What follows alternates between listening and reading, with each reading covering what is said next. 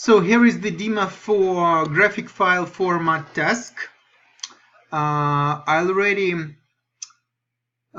prepared the test scenario for this task, so I will just follow the steps for test scenarios. So first of all, I applied my seed scripts to populate PDF and EPS format.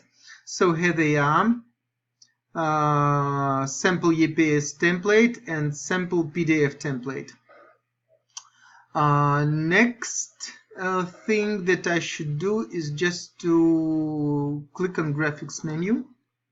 So I'm here, and as you can see here, I've got a button with a tooltip that shows graphics element format and the description if it could be editable, could be edited or not.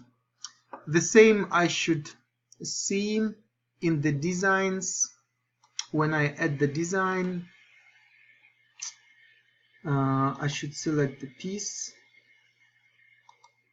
For example, this. I go to the graphics tab, and the same icon I should see in the templates.